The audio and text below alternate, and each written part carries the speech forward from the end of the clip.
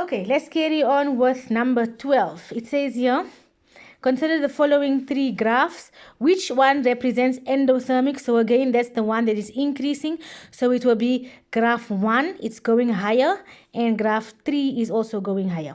Then it's saying, what is the activation energy for each of these reactions? Now, activation energy, again, it's from reactants to activated complex, so to the highest point. Please remember, activation energy does not involve products. So you're never ever going to look at the ends of the graph.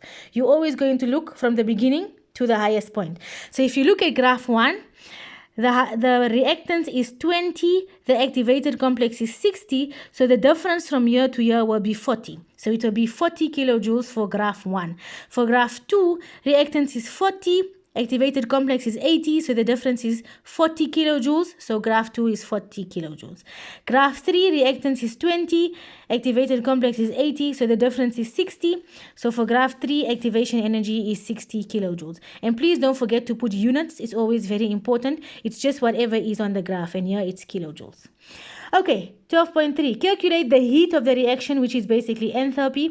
And enthalpy always involves the products minus the reactants. So for graph 1, products is 40, reactants is 20. So 40 minus 20 is 20 kilojoules. And it's positive, and we would expect that because it's endothermic. For graph 2, products is 20, reactants is 40, so you're going to say 20 minus 40, which will give you a negative 20. And it has to be negative because, can you see, the graph is decreasing, so it means exothermic reaction, so it has to be negative value. And then for graph 3, products is 40, reactants is 20, so 40 minus 20 will give you positive 20, and it's endothermic, so it has to be positive. Right, suggest a possible relationship between graph 2 and 3. Now, if you look at graph 2, can you see it is going down, so it's exothermic. Graph 3 is growing up, so it's endothermic. If you look at the ending and the beginning, so here the reactants is 40, but here the products is 40.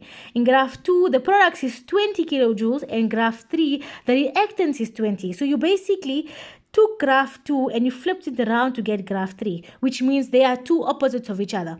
And because graph 2 is showing the forward reaction, graph 3 is showing the reverse reaction. And also, if you look at the activation energy of graph 2 and 3, this one is 40, this one is 60. And if you look at the graphs, how it would be from the activated complex, it's actually the opposites of each other.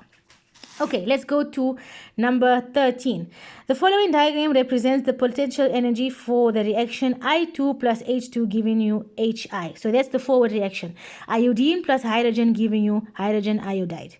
Right, what is the heat of the reaction for the reaction HI giving you I2 plus H2? So can you see this is the reverse reaction? You're going from HI back to I2 and H2. So it's reverse reaction.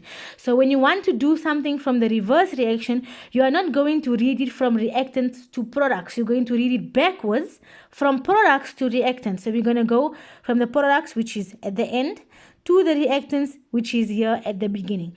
Now, if you read it, can you see that the products to the reactants is 21 kilojoules? And since if we're reading it backwards, can you see the graph is increasing now, going backwards, which means this has to be a positive number. So that's why the answer is positive 21 kilojoules, because we're going backwards and not forward. Right, 13.2, what is the activation energy for the reaction HI giving you I2 plus H2? Again, can you see this is the reverse reaction because you're going backwards. So you're not going to go from reactants to activated complex. You're going to go from products to activated complex because it's a reverse. So from here, it's going to be from here, the end, to the highest point. And can you see from here, you have this point, which is 21 kilojoules from year to year. And from year to year, you have 168 from year to year. Now, you want this entire part from year to year. So you're going to add 21 to 168, and that will give you 189 kilojoules. And activation energy will always be positive. It can never, ever, ever be negative. Right, then 13.3. What is the activation energy for the reaction I2 plus H2 giving you HI? Now, this is the forward reaction. This is the one we're looking for. So we're going to look at it the normal way, which is from reactants to activated complex. So it's from year to year, and on the graph is showing you that it's 168 kilojoules. So can you see the difference? This is the activation energy for the reverse reaction. This is one for the forward reaction. Okay, then 13.4, is the reaction endo or exothermic? The forward reaction, you're going from reactants to activated complex to products. Can you see the graph is decreasing? So it means it's exothermic. But if they had to ask you for the reverse reaction, you will go from year to activated complex and then to reactants, and here the graph is increasing, so it is endo. But for the forward reaction, it's decreasing, so it is exo. Right, here's the answers one more time.